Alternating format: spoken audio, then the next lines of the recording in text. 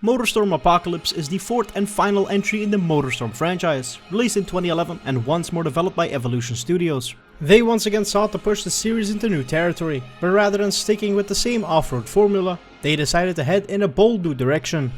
Apocalypse shifts gears from nature's playgrounds to a collapsing urban cityscape, giving players a new experience unlike anything before.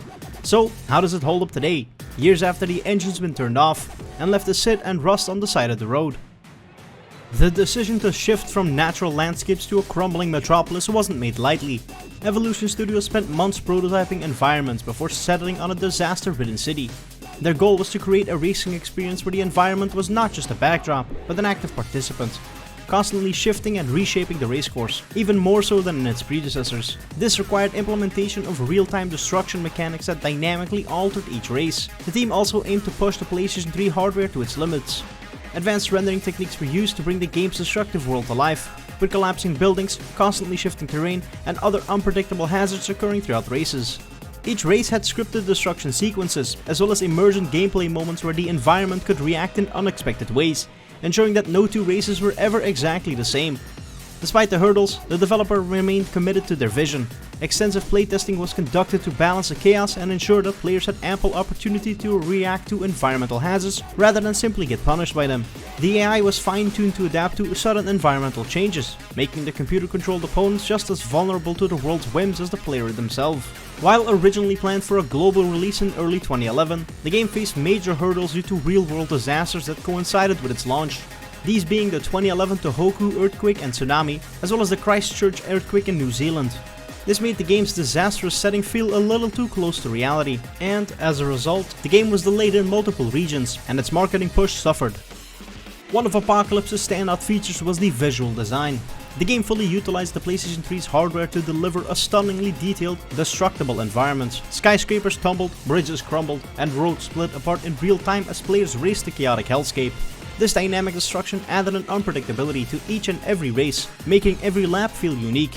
The lighting effects, dust particles, and overall level of detail are among the best in the franchise, providing a sense of urgency and immersion. However, the sheer amount of destruction on screen sometimes leads to frame rate dips, particularly when multiple vehicles are caught in explosive events. Characters and vehicles are finely crafted, with emphasis on a grimy, gritty realism. The game's color palette also shifts depending on the severity of the ongoing destruction, slowly transitioning from bright cityscapes to apocalyptic ruins over the course of the main story. Beyond the immediate action, the city itself is designed with an unprecedented level of detail for the franchise. From abandoned subway tunnels to half-collapsed skyscrapers, every track in the game tells a story of a world in turmoil. Audio is once again an enveloping experience that further immerses the player in the ongoing chaos. The deep rumble of engines, the explosive crashes of debris, and the thunderous sounds of buildings collapsing all work together to create an environment that truly feels alive. Sound cues play an essential role in alerting players to dangers on the track. Subtle audio hints, such as creaking buildings, distant explosions, and approaching sirens, give players a chance to react before disaster strikes. This makes the destruction feel less random and more like a natural part of the race, keeping the action unpredictable yet fair.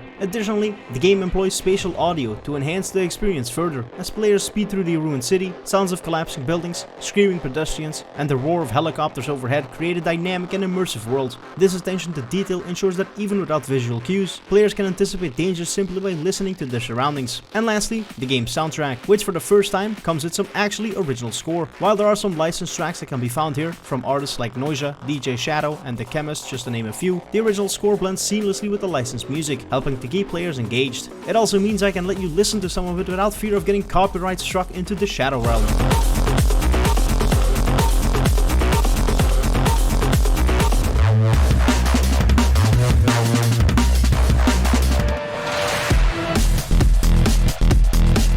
At its core, Apocalypse largely retains the exhilarating arcade racing that defines the series. Players once again get access to a wide variety of vehicles, and they're largely the same as the ones we've seen throughout the previous entries. Dirt bikes, ATVs, buggies, rally cars, racing trucks, mud pluggers, big rigs, and monster trucks all return for this final festival. The new additions are choppers, a slower, slightly sturdier version of dirt bikes, muscle cars that are extremely fast and can be a little difficult to control as a result, Super minis, extremely fast, extremely light, and extremely likely to get completely flattened by any medium-sized vehicles. And lastly, we've got supercars, which have the highest top speed of any vehicles in the franchise, but are only really viable on tarmac or asphalt. Environments are more dynamic than ever, as races unfold in a collapsing city affected by earthquakes, storms, and even literal guerrilla warfare. This means that no two races are ever identical, forcing players to adapt on the fly. Boosting remains a crucial aspect, but now you can strategically use it to boost through collapsing buildings or jump over crumbling roads, adding an extra layer of decision making as you leave your enemies in the dust or 6 feet under.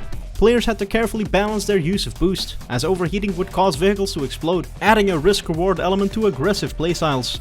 The sheer variety of track layouts ensured that players were constantly encountering new challenges, from racing through burning districts to weaving between crumbling overpasses. Additionally, the physics engine was instrumental in delivering a realistic sense of weight and destruction. Vehicles reacted dynamically to debris, with realistic crashes that sent pieces flying across the track. Players had to be mindful of their surroundings, as rubble and fallen buildings could block paths, forcing split-second decisions that kept the tension high. The sheer spectacle of watching the world collapse around you while maintaining blistering speeds made for an experience unlike any other racing game of its time. The game features a single-player festival mode, which, for the first time, features an actual story, but we'll touch more on that later. Multiplayer introduced new competitive elements, including ranked races, custom lobbies, and a suite of unlockable perks that allowed for deeper personalization of playstyles. Customization played a major role in enhancing gameplay. Players could modify their vehicles with different skins, decals, and even performance upgrades. While purely aesthetic options were abundant, functional modifications such as suspension tuning and tire selection allowed players to fine-tune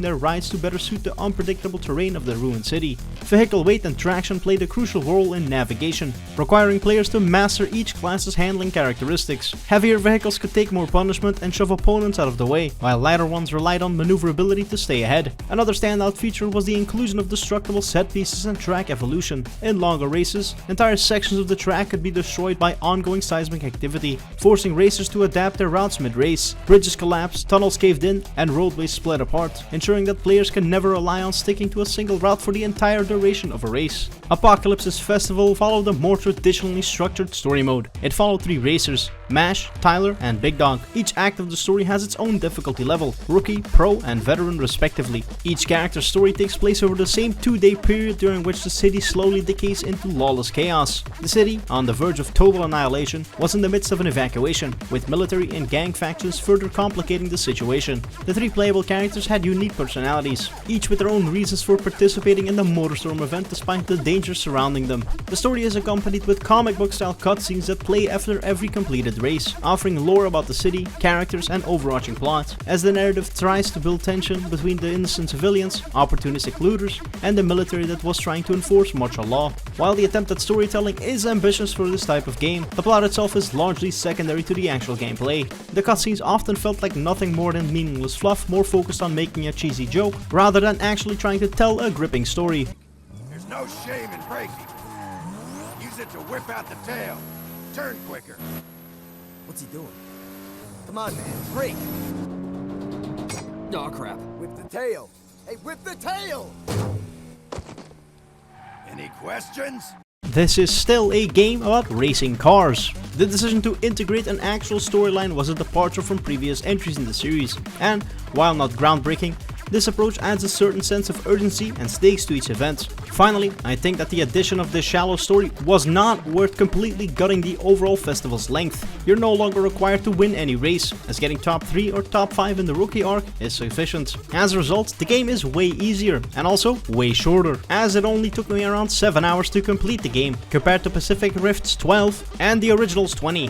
While this might have been fine back in 2011 due to all the additional new content added to the online portion of the game, in current day, all that previously content is completely lost because of the unfortunate server shutdown all the way back in 2018. MotorStorm Apocalypse was met with generally positive reviews, with praise for its dynamic destruction, gameplay, and impressive visuals. Its release was, however, overshadowed by those aforementioned real-world events, and sales were lower than expected. Critics lauded the game for its unique creative approach to arcade racing, particularly its innovative collapsing city environments, which added an extra layer of intensity and split-second decision-making to the already chaotic racing experience. Some people did make note of the occasional frame drop when the destruction turned it up to 11. Additionally, the visual overload during these sequences can also cause it to be a little harder to consistently navigate courses, for both players and opponents. Despite its quality, however, Apocalypse marked the unfortunate end of the series, and it's been dormant for over a decade at this point. While there was another entry in 2012, in the form of MotorStorm RC, it's more of an arcadey homage to the series' locales and vehicles, and my review can be summed up as it's fun. Evolution Studios later went on to develop Drive Club, an attempt at a more realistic, down-to-earth racing experience. Not quite a sim, but not quite an arcade racer either. Unfortunately, Drive Club also faced issues at launch like unstable servers. This initially marred its critical reception, but countless updates and content drops turned it into a proper racing game, one that also holds a special place in my heart. They even went on to make 2 spin-offs, Drive Club Bikes in 2015 and Drive Club VR in 2016. Apocalypse was a bold, ambitious title that pushed the franchise into new territory. Its urban disaster setting, dynamic destruction, and adrenaline-fueled gameplay made it stand out from other racing games of its time. However, unfortunate timing and external factors hindered its success, leading to it becoming an overlooked gem in the PlayStation 3 library, despite its troubled release and relatively low sales. MotorStorm Apocalypse has continued to garner appreciation in the gaming sphere. Other creators often highlight how its bold design choices and commitment to chaos makes it one of the most unique arcade racers of its time. And while the MotorStorm franchise has yet to make a comeback, its legacy lives on through the games and developers it's inspired. From the muddy mayhem of the original, the tropical turmoil of Pacific Rift, the frosty frenzies of Arctic Edge, and the devastating destruction of Apocalypse, each entry in the franchise built a reputation for pushing arcade racing to its limits. Sadly, despite making these strides on the 7th and 8th console gen, Evolution Studios was eventually shut down by Sony on March 22nd, 2016. This marked the end of both MotorStorm and Drive Club, with no announcements of a new entry or remake for either. Fans remain, however, delusionally hopeful for its return one day, and I will gladly be delusional right alongside you.